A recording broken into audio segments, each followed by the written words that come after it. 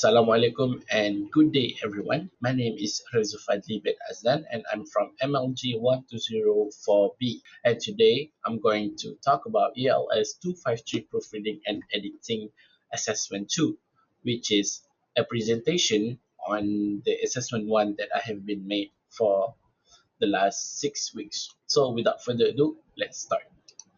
First of all, I would like to tell you on document overview, which is what kind of document I did, what are the content of the document, and why did I choose this document.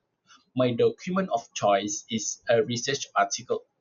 Its content is focused on the social issues associated with illegal motorcycle racing among youth in Malaysia, exploring various factors contributing to aggressive behavior and criminal misconducts. I choose this document because I want to explore how proofreading and editing process are on a document that I'm not familiar with, which is in this case is a research article. Before this, I only proofread essays that are given by my previous lecture as work. So I had no idea how to properly do proofread and editing on a document that has been published. Alright, for this document, I have found four categories of language errors, which is the first one is a grammar and sentence structures, second is clarity and coherence, third is punctuations, and fourth is format. Uh, so I'm going to talk about the first one.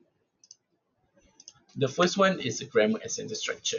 Why this uh, grammar and sentence structure happens? Grammar and sentence structures error often happens due to a lack of understanding of the rules, distractions while writing, and complexities of the language, which can lead to the mistakes, especially when writing quickly or under stress. All right. I choose one example that I have uh, managed to get on the first assessment, which is I'm going to read it the original one and I'm going to read the edited one. In contrast, less parental support, more monitor strictly. I'm sorry. In contrast, less parental support, monitor, and strict rules are an attitude about drugs and alcohol is associated with delinquency. So the edited version is conversely, insufficient parental supports and monitoring, along with strict rules regarding drugs and alcohol, are associated with delinquency. So in this case, changing in contrast to conversely make this sentence transition smoother and maintain its formal tones. Additionally, changing verb is to are make it align with the plural subjects support and monitoring and rules, improving grammatical accuracy. Moving on to the clarity and coherence. Um, as a proofreader, uh, we check for clarity and coherence to ensure that the text is understandable and flow logically. This helps readers grasp the main ideas easily and enhance the overall effectiveness of the communication. Clear and coherent writing prevent confusions, improve engagement, and ensure that the intent message is conveyed accurately.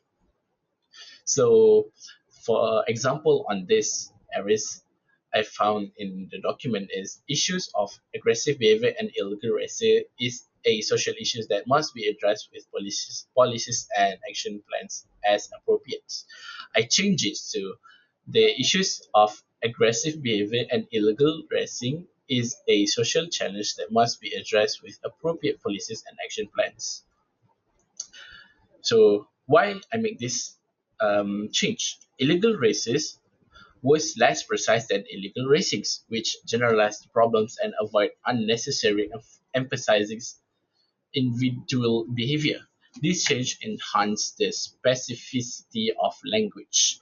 Furthermore, by changing social issues to social language, it conveys a stronger sense of urgency and complexity.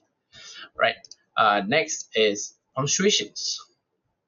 So Punctuation errors happen due to a lack of understanding of the rules, inconsistent usage, complex sentence structures, rushing while writing, editing fatigue, and focusing more on ideas rather than on punctuation. So in this example, the writer forgot to put comma after the word next. So I change it. I fix it by adding a comma on the sentence, which improve the sentence structures and clarity. All right. Next up is format. All right. Citation format errors happen to unfamiliarity with required style, inconsistent guidelines, overlooking specific formatting details, editing oversights, complexity of different source type, and time pressure. As you can see on example here, a writer tend to put extra numbers on after a years, so it's actually wrong. So I have fixed it and just remove the additional number. This is not just one example.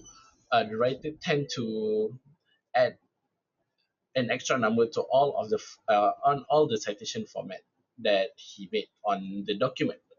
So that's all for the errors. Now, in conclusion, proofreading and editing this document has taught me a lot on how proofreading and editing process occur. Therefore, it's a quite challenge for me to do this assessment with a short period of time. But I would say has been a good experience for me as a student on how proofreading and editing works in real workplace situation, and I and the knowledge I get from doing this assessment is actually worth it. So that's all from me. Thank you very much.